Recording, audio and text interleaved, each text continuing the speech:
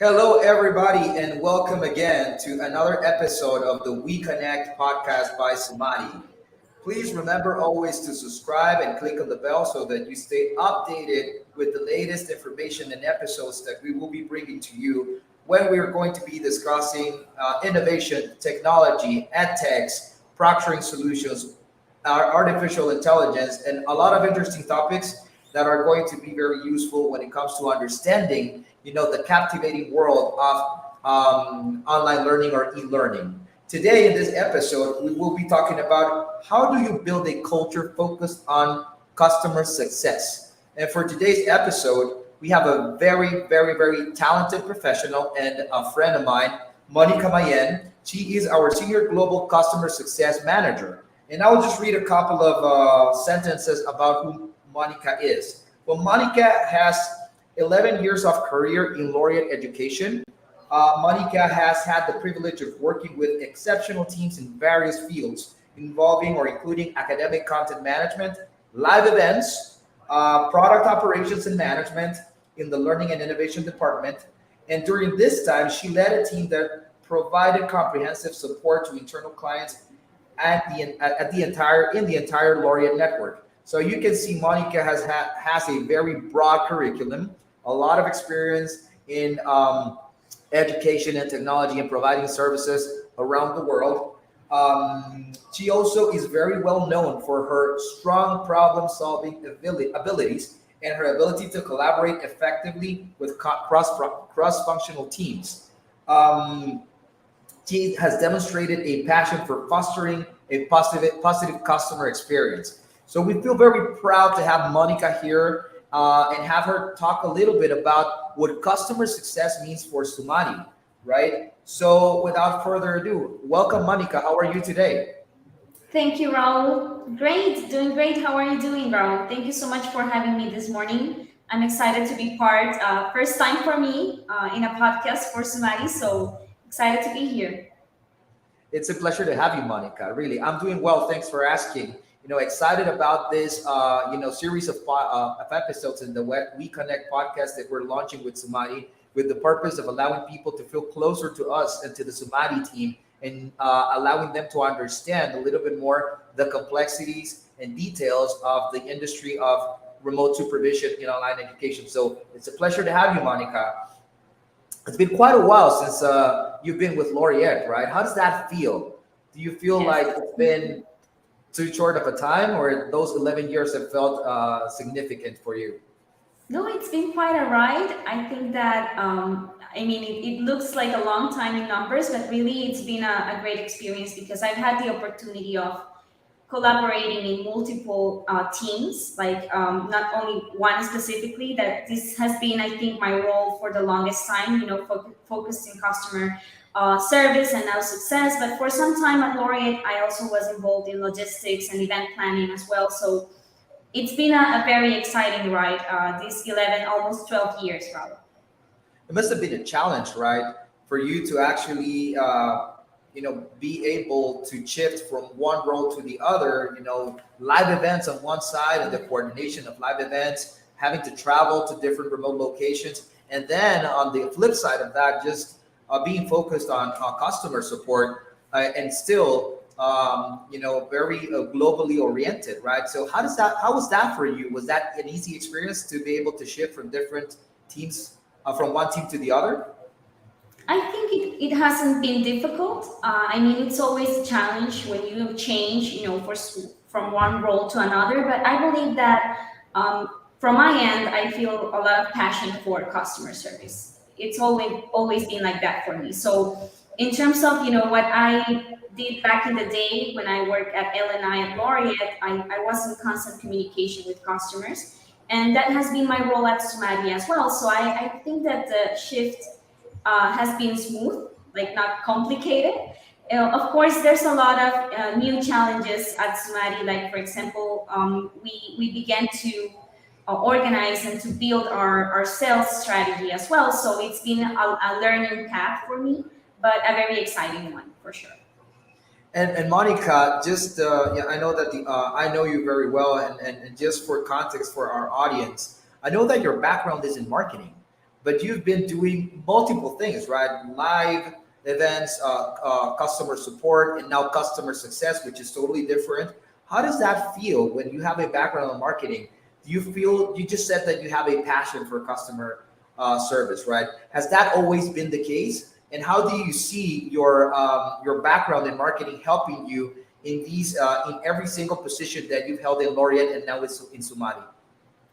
Well, I think that marketing, communications, which is my primary, degree, are very connected with service.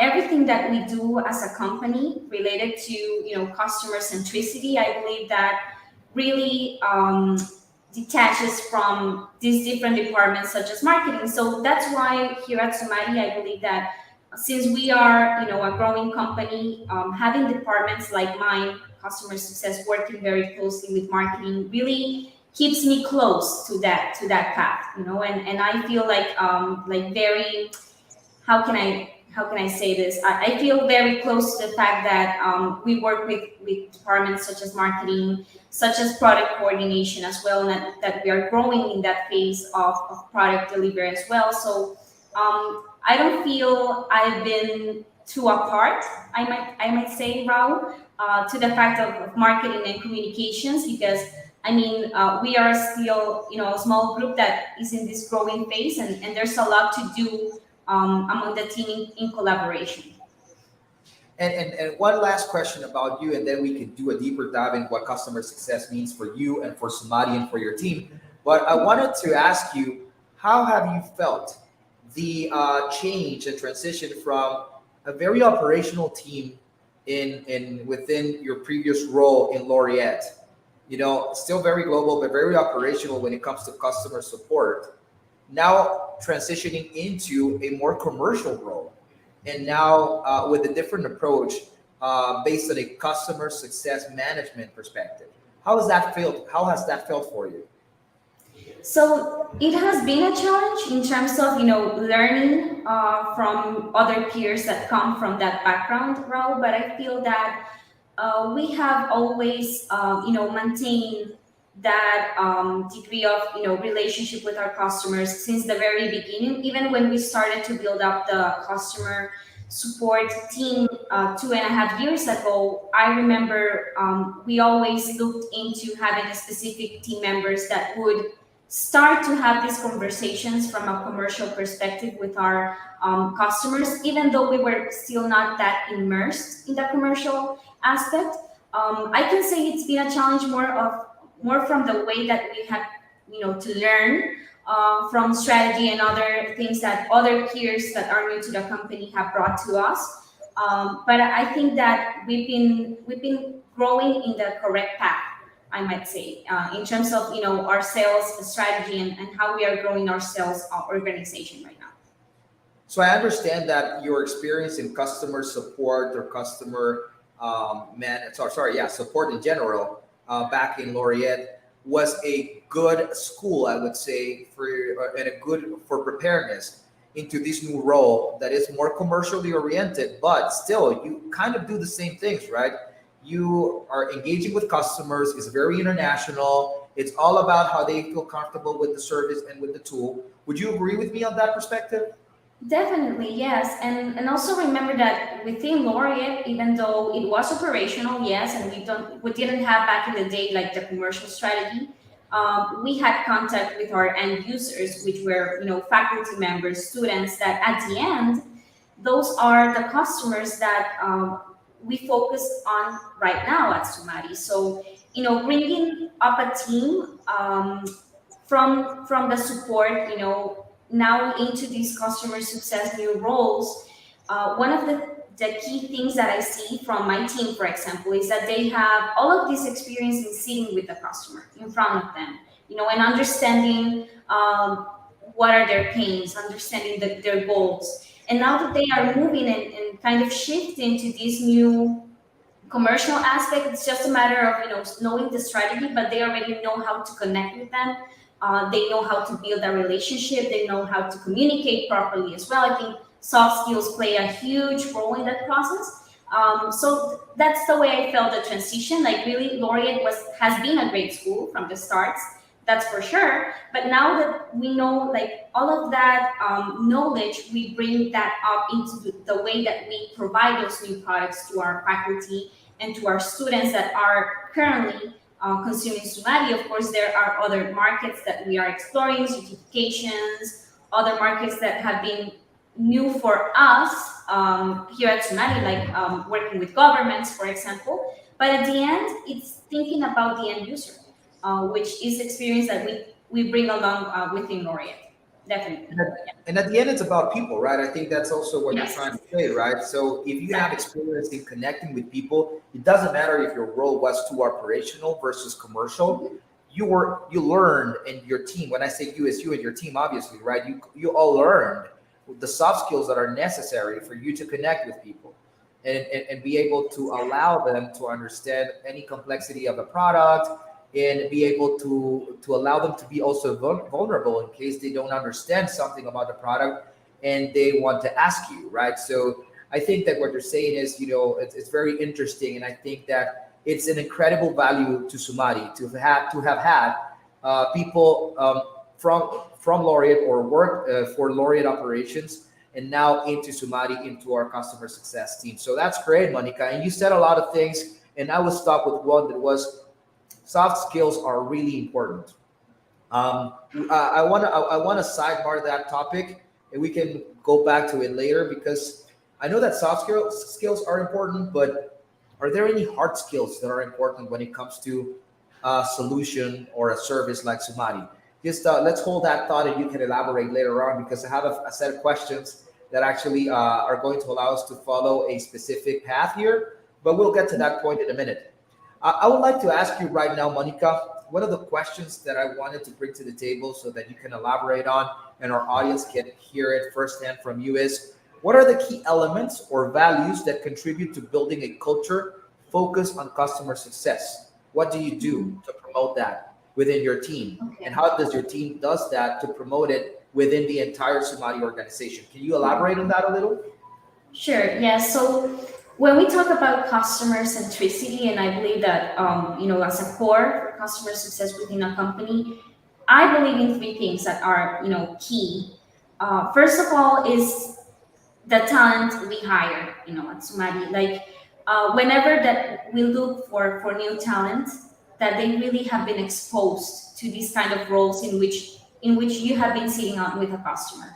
Like I gave an example clearly for my team that came from providing customer support in the past, but I believe that companies should also look into those type of skills in different departments. Coming from product, coming from marketing, coming from sales.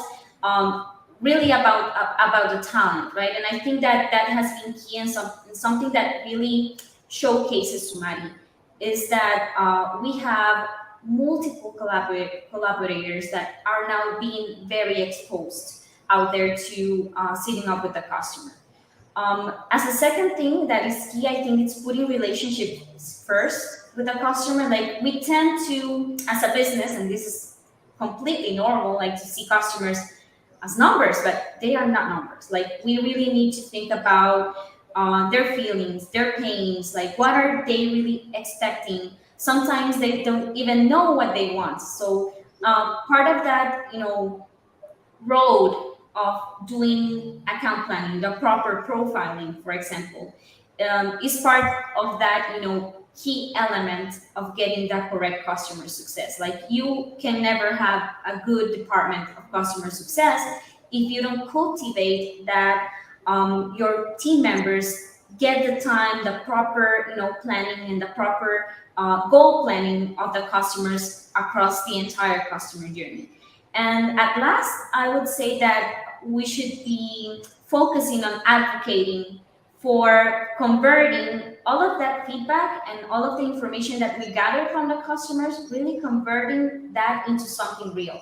Like, I know for sure that customer success departments, like in 2023, have been growing exponentially because, of course, with down economy, companies are really aiming into, increasing rates for retention, increasing the way that they are really in this process of renewals with their customers, and they do see customer success departments now not only as a cost but really as an investment, right? So when you advocate for what the customer is saying, and when you put like the voice of the customer, really you are an active listener, but not only listen but convert that into something real that the customer needs, that's when you reach success. And I think that here at Sumati, we invest a lot of that time, Raul, in sitting with the customer, in really learning about their experience, like not only say solve the problems, but see potential,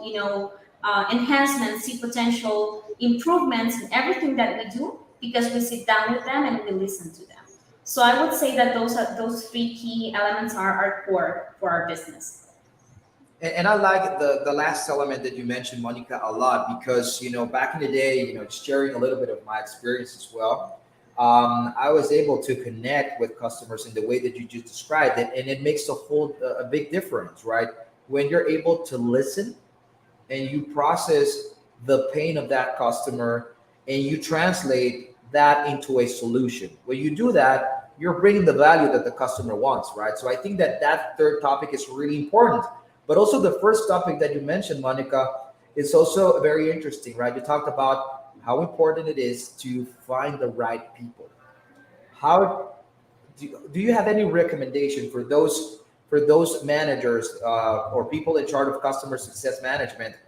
How can you go about identifying the right talent for your customer success management organization?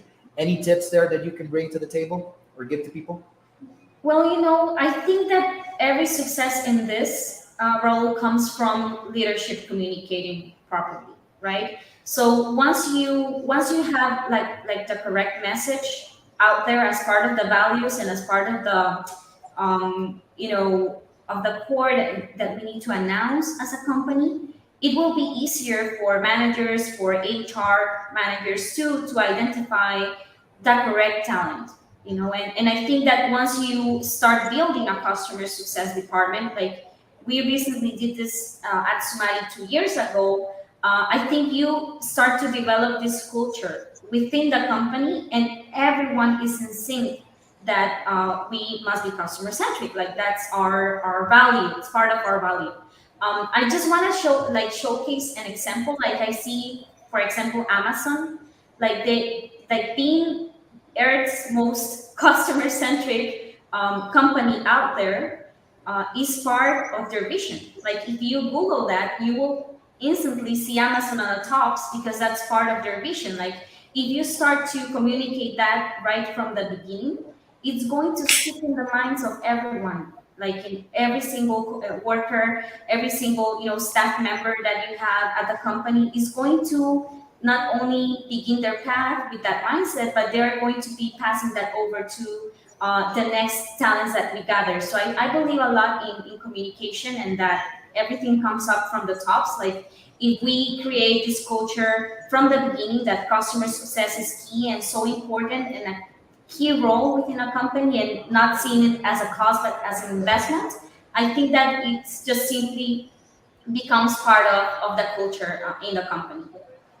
And you said the word culture several times, and it's so important, Monica. And it's been something that we have inherited very nicely from Laureate, right?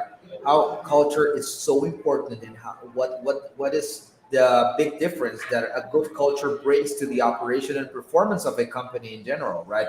And culture is basically people, right? So I resonate, and I'm glad that you were able to bring that to the table, right? How important culture is, and how important it is for leadership to keep that in mind, and how it's important to work with HR really in an organization to allow for that culture to be promoted, to be created, enabled, and most of all sustained throughout time, right? So I think it's key what you just mentioned, Monica. So thank you very much.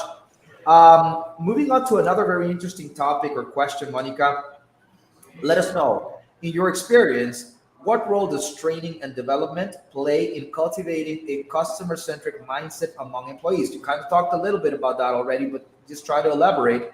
And also, are there any specific training approaches or programs that you have found to be effective to accomplish that goal? Yes, definitely, Ro. I think that training and onboarding processes within customer success, or even if at your company you don't have a customer success department, but invest in the time for training and onboarding processes is key. I think it's top priority one, because here at Sumari, in my experience, I think that the fact that we have strong relationships with our current installed base is because we've been there for them since the very beginning. And the good thing here is that, and I think that this relies a lot in edtechs, right? It's not feeling that once you sit down with the customer, just explain how the thing works and let them be is the correct way. I think that it needs a constant communication, especially when in SaaS companies we have this evolution with products, right? You need to be constantly training, communicating, or at least making sure that everything that you are developing and everything that you are releasing is being well perceived by the customer and that you are gathering the correct feedback. So here at Sumari, we've invested a lot of efforts and time in training. It's not only my team collaborating in that sense. We have support team members, we have operation members, and product even that really get engaged in this process. And I want to showcase a current example. I think that might be one of the questions further along. But now that we are talking about this topic, like some 2 weeks ago, for example, we had two team members from product traveling to Argentina to sit down with a current customer that we've had for more than 1 year already, just to go over experience during live exams. And I strongly believe that that type of exercise, like having two folks there on site, sitting down with the customer and understanding their needs in a very proactive way, right? It's what makes a difference. And I think that this is something that all ed techs right in the market should be aiming to, because it's really what develops that success and Do you think develops that, those strong relationships. sorry to interrupt you, do you think that is a key differentiator that we are able to bring to the table? Completely. Yes. Yes. I think that the onboarding process, the training process, the fact that we are there for the customer. Remember that here, like we do proctoring, we provide a tool that not every single human being is aware of how to use, and back, if we go back to the pandemic, like so many faculty members, so many students have to understand how this technology works. It's so critical to being able to sit down with them and do the correct training for them. Like I believe that it's critical for the business, but also in terms of experience. Like you can never expect like to have success if your customers are not successful first, right? So I think that's been key in Sumari, and I completely agree, Raul, that it's something that really really showcases our business out of the competition, like in terms of training and how we do onboarding currently. Yeah, because if I understand correctly, what you said is very important. You do carry out training programs internally, right? But the one thing that you believe, if I understood you correctly, Monica, that creates a big difference is for us to fly our team members into a country to work with an institution during the execution of exams or during live exams, as you put it, right? So, in other words, we're walking the talk and we're living what our customers are living when an exam happens, right? And that Yes. allows the team and the team member, the people who are visiting them, to really live the experience firsthand, right, front and center, right? Receiving tickets if there are any tickets coming up, if there are any challenges on the onboarding process, if there are any questions on how to download the application or questions around what is the bandwidth that they need to in order for the tool to operate properly. So I guess that what you're saying is that that has been critical, and that is more important even, or has a bigger effect, I would say, than just regular trainings, following a training program with text that you have to read. And so nothing really competes against the actual experience of being there with the institution. Would you agree with that? I agree with that. I mean, it's something that we can definitely do virtually as well. And now we have so many tools that we can make use of. But it's really important to also take that time in sitting on an on-site environment with the people that are behind that operation when exams are running. Not saying that we need to do it every single time, because we also do a lot of virtual, most of the time, 95% of the time, we're virtually there with them. But I do think that it contributes a lot on building the relationship and long term relationships with our customers. That's great, Monica, and that makes me think. Just maybe can you talk a little bit about what was your churn rate last year? What is your expected churn rate this year? And also, what is your CSAT expected KPI for this year versus last year? And what are the key drivers that are going to allow you to get to those targets and goals? Sure, yes. In terms of CSAT, customer satisfaction, I think we've done a great job, Raul. Last year we had a 92%. We are on a 91% as of now, and we're just half the year. So I think that we're going to meet that same target or even higher. And in terms of churn rate, we have less than 1%. So I think it talks about that same culture that we have of not only customer success and retention now, but that we do focus a lot on the relationship with our current customers. So in terms of other metrics that I might, tell you a little bit about, is that, for example, product team has invested a lot of time into also collecting information from the user experience itself. So this is something that we developed. And of course, one of the challenges that we might have is that it takes some time, and it might take a couple of years to really start to gather very good feedback from in-app customer service, for example. But they really, really are great for the business, because we are not only gathering feedback from conversations that we have in a session with our customers, like in a recurrent way, but we are gathering as well feedback from the end users that are really using our applications and our products and services, right? So I think that what I mentioned right at the beginning of the conversation, that once you start to create this culture of customer success, not only with the department that has this role, but everyone in the company, you start to think on how to develop also tools that can gather more of those important metrics. Like we mentioned CSAT, we mentioned also the Churn rate. in-app NPS, the churn rates, but we need this focus from other teams, product to marketing to, and how to be very, very smart in how to gather, more constant feedback from the customer. But I think that in terms of those metrics, we are doing a great job in general at Smart. How complex have you felt the fact that this is a global business, right? Your team is dealing with people from different cultures that speak different languages. I'm assuming that there's a different approach. I can feel that from a business management perspective. Can you just share a little bit about your experience from a customer success perspective, dealing with a multicultural, audience and customer base? Well, I don't think that language has been a challenge, to be honest. I think that the fact that we provide a 24/7 English and Spanish. I mean, English is mostly, used by the rest of the world, Europe and other countries, has not represented a big challenge. And we are now even gathering more, exposure in the Brazilian market as well. So I think that it has not been quite a challenge for us to accommodate. And I think that's something very good to recall, given the fact that most of the percentage of our staff probably is based in Honduras. and we have great talent here that can manage, English, some of the folks Portuguese as well, and of course Spanish to most of our Latam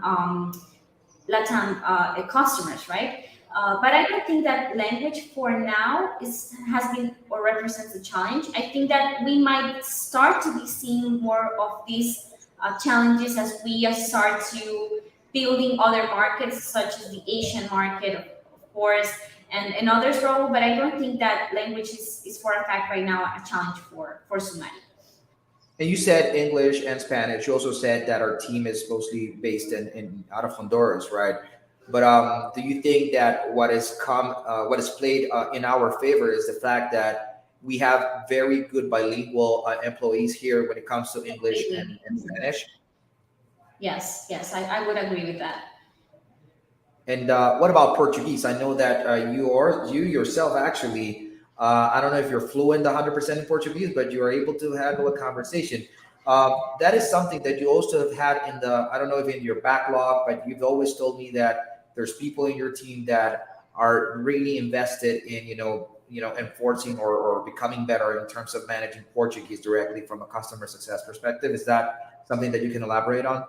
Yes, yes, and we do have some team members that have this experience. I also have to recall that back in the day when we worked at Laureate, there was a lot of investment in us as a team learning Portuguese. That's where I started to learn Portuguese myself. So I think that bringing these team members now to the table and the conversations with our recent business partners in Brazil is really helping in that sense. I think that as a company, of course, we will continue to evolve and see opportunities in which we might have more talent that know the language, of course.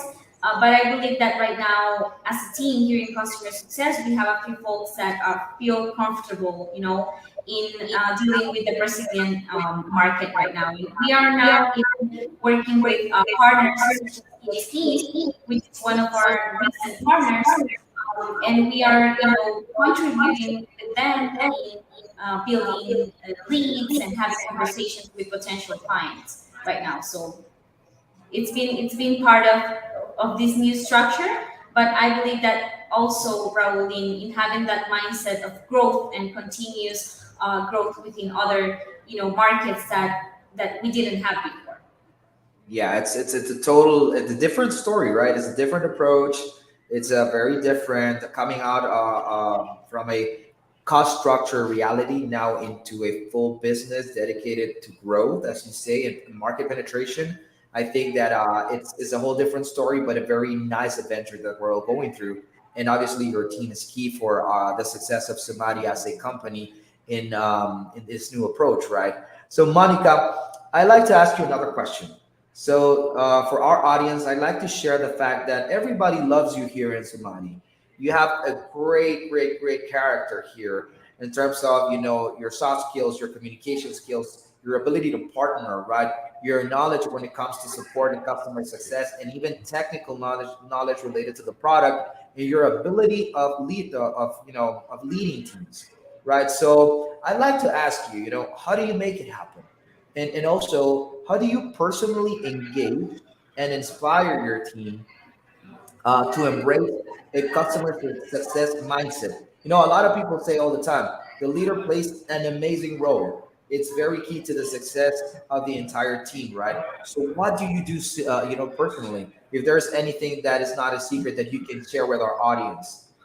Nothing's a secret. No, and thank you for those kind words. I think that it's about growing your team for success. I think that when you gather with your team and have this like strong communication with them, you can make things happen. Like I do, I'm a strong believer in communication. I don't know if that's why I studied that role, but I really believe in the strength, of in the power of communication.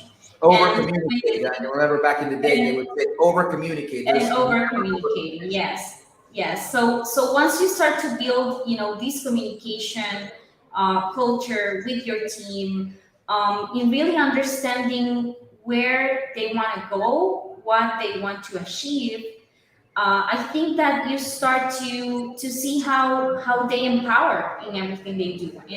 And I'm talking about, for example, my team comes from different roles in the past, as it happened to me as well. But I think that the fact that we have been able, and you as a leader as well, Raul, in bringing all of the importance, in this process of growing up somebody, and start to engage with them at a level that you can always rely on your team to overcome any situation, for example, any challenge, sitting with them to really understand what are even their pains sometimes, or their challenges. I think that that's key in this process. I don't think there's like a secret, or a special recipe for how to lead, or how to become a good leader. I think that it's a fact of really, really trusting in your team. Like, if you don't trust in your team, there's no way that you can be successful as a leader. That's for a fact, right? So I think that the constant communication with them, having them to also live in the sense of collaborating with others, and that's something that I think that really, that's something that we do a lot at Sumani. Like, we collaborate among each other. It's something that I don't see if it's something cultural, like from, like, if we Latins are this type of vibe as well, but also in getting those team members to collaborate with a folking product, someone in marketing, like creating this sense of collaboration, it reflects on being a customer centric business as well. So I think Right. that there's no secret at all, Raul, but I think that communication is step one for me. Communication is key, and you have that as a innate ability or innate talent within you, I believe, right? So that makes it easy for you. That's great, Monica. Thank you for sharing your insights on that. I have a very interesting question that the production team actually was kind enough to write here. And it says, can you share an example of an employee in your team, or an example of a team that demonstrated exceptional customer success focus, and how did you recognize and encourage that behavior? Is there anything that rings the bell right now? So I don't think about one particular person or one particular team. I feel that we, as all Sumari, really show this, Raul.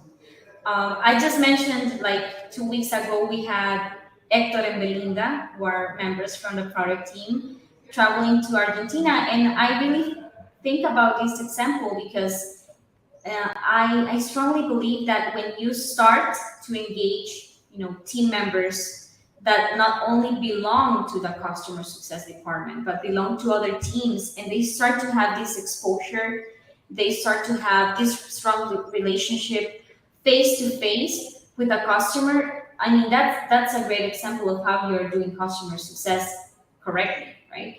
So I don't think I can mention just one employee or one team member or one whole team. I think that we as Sumari are doing a great job in exposing our team members, no matter what department they belong to the customer. I think that that's a critical part of the way that we are doing customer success here at Sumani. Well, thank you, Monica, because that speaks, that says that we're doing a great job in our leadership, right? So um, that is core to us, right? Customer success, right? And the culture within Sumari that promotes that type of behavior. So thank you for just letting everybody know that it's not about the one person or just one team. It's about the entire organization, right? Monica, I have one last question for you, and it is: can you share a specific instance where feedback from customers played a significant role in shaping your organization's customer-centric initiatives? And you just thought you've been mentioning Argentina a few times already, but can you think of another example but specifically of a customer that you identified because of something that happened, and how that allowed you to understand how you can improve on the services that you and your team provide to the rest of the customers in your customer base? Yes, yeah, I've been mentioning Argentina top of my mind, but I can also mention that we have institutions, for example, in Peru, that really get involved in this, constant feedback process. I think that for Sumari, since the very beginning, we've had, a great relationship with institutions in Mexico and Peru that have been constantly engaging, with Sumari at the product level, and that brings Right. us to a new phase right now where we have not only improved the way that our end users are using our application, but what about faculty, right? What about the instructors that go and spend a lot of time into looking into the data that we provide to them? And I think that since the very beginning, like bringing these customers to our table, and that they have been so supportive in the process of providing feedback, has been a key differentiator, Raul, in terms of the way that we continue to enhance and continue to improve the way that we provide, or the way that we produce. So I think if I can mention one, I can mention UPC, for example, in Peru.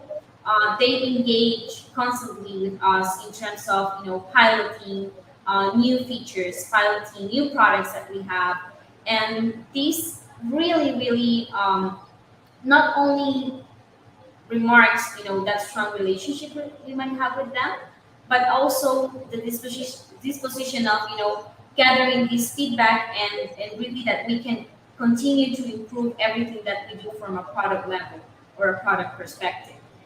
So I feel that among all of the role here at Tsunami, like having these institutions being part of our growth has been key, and that we expose them to whatever we are developing. We always try to gather their feedback first, and I think that's been key, and that's been powerful in the way that we've been growing at Tsunami.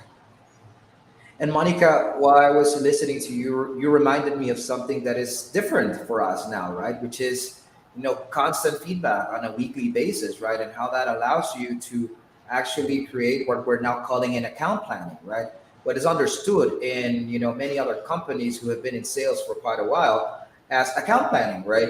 And now you have the opportunity to create an account planning, and it's not only with the purpose of, selling or renewing a contract, but with the purpose of understanding the actual needs of the customer, right? How has that account planning, resulted to you? How have you lived it with your team? And what is the opinion that your team has now that they are engaging with the customer planning for the future? Can you elaborate on what account planning is for us, and any thoughts that Yes. are relevant?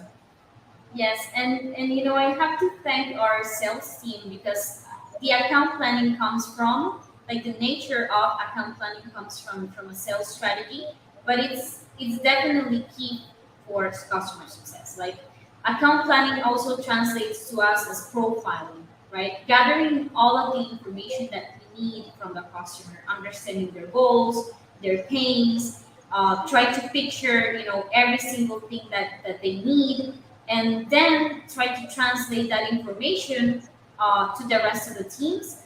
I feel that now we are in a very mature position, Raul. At the beginning, we were learning from this account planning strategy at the beginning, but now it's part of our daily basis. Like, we meet with customers every day, and we constantly feed that account planning in order for us to understand the profile. Like, who are we servicing? Who are we providing our products to? Like I mentioned, most of our customers are in higher ed, but now we are immersing in other type of industries. We are immersing with government, with certifications.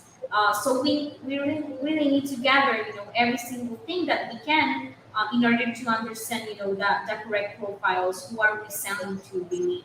And then I believe that this really creates that culture within the entire organization of really gathering, the correct information whenever we sit down with a potential customer as well. That's very interesting, Monica. And you've gotten a lot of feedback during this, last 4 years about what works and what should be changed or improved from a proctoring perspective, right? What, from the information that you've gathered and from your personal point of view, Monica, what do you think are the key things that proctoring solution providers need to keep in mind or they need to solve that will make customers happier when it comes to the adoption of a tool like what Sumani and others are providing to the markets? So I think UX, like everything in terms of design, in terms of how our customers see our product at the end is key, but also in how we transform data. Like the way that we really need to focus our teams in how do we simplify, how do we expose our customers to a very simple way that they can gather our data, that they can understand our data. I think that's key in proctoring solutions, but that's been also part of our focus a lot this year, right, Raul, in how to really put all of this feedback. Like you always mention to us, Raul, no one will tell us what to do. We gather the feedback we have, we try to understand the customer the best we can, and we transform that. So that phase of transformation is what really marks the success of our company, right? In really digging in what they are saying to us and try to transform that into a real result. I would say that's part and that's been key in the process this year in really gathering, that feedback and transforming it into something. I like how you summarize it, Monica. The key is how you transform data, right? When it comes to proctoring solutions and the massive amount of data that artificial intelligence can generate, the real value is on how you transform that data that is generated massively by an AI, right? And how do you, as you say, right? I'm paraphrasing a little bit, how you are able to, because of that transformation, provide the expected value to customers, right? And that is where the differentiator is, right? And that is the challenge all the time. And as we move along through time and more technology is created and you have generative AI and more AI, also normal AI or traditional AI, the more amount of data it's going to be will always be produced, right? And the key here is how do you transform that data? I'm going to stick to that, right? The key is transforming data, and that transformation needs to give a result that needs to show value clearly. Um, Monica, we are 10 minutes before we close the podcast for today. What would be your final closing remarks? Any thoughts around what would you recommend to other customer success managers around the world?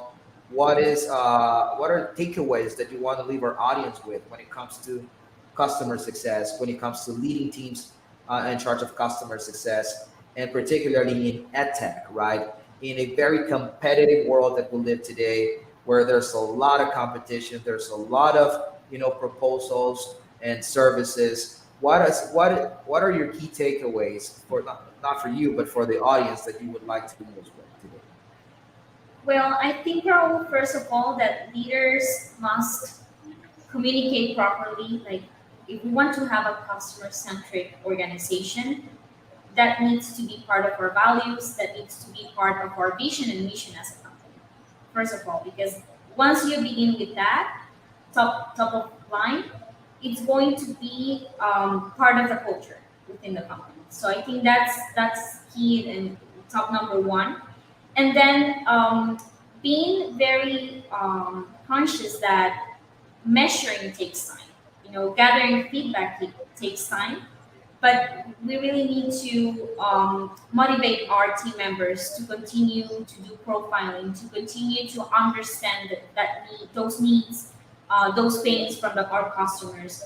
I believe that you know moving forward, I can say that in 2024, customer success will definitely become top strategy in most of the companies, and especially in edtech. Like in edtech industry, I think, Raul, that when you put in your shoes of the customers, like really start to listen, to do this active listening with our customers, that makes a difference. And for example, in our company, we need to always think that our profiling, like our type of customers, are so different. Like we have so many ages. We don't only serve, higher ed students, Raul. We serve as well, senior people, and we really need to think about that when creating our improvements as a product, when enhancing our products. We really need to think about, who am I serving, who is going to see this, who is going to see our products, and who is going to use our services, right? And once you start to do that constant profiling and planning with the customer, I think that's what creates this strong focus, not only from the customer success team. I think that every single department needs to have this sense of culture, this sense of uh, importance in the way that we are not only collecting feedback constantly from our customers, but what are we doing to tackle all of those needs, and what really the customer is saying to us, right? So I think those would be my lines in terms of how do we build a culture around customer centricity. You made me think about, I said it was the last question, but you made me think a little bit more. And I want to ask you very quickly, Monica, do you think that AI could replace humans when it comes to customer success? No, I think AI contributes to the data we gather, but and in terms of new technologies that can provide us, like now there's a bunch of CRMs in the market where we can concentrate all of this important data from the customers, but I don't think anything as AI can replace the fact that we sit down with a customer, listen to them, understand their feelings. We really need to think about feelings here. What is the customer at the end thinking about your product? And I don't think that can be replaced by AI. I think that we as customer success members can use AI, and can use all of these data and CRM tools in the market that now exist to make our jobs more efficient. But I don't think we can replace the fact of connecting with people, or sitting with them, and building these strong relationships with them. That's my thought, regarding replacing at some point.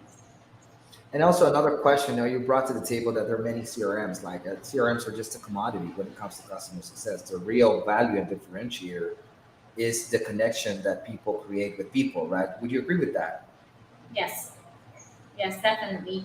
I mean, there's a lot of tools in the market, and very strong tools such as Gainsight. We have Churn Zero, for example, which are companies that have been investing the past years into building customer success and experience for companies.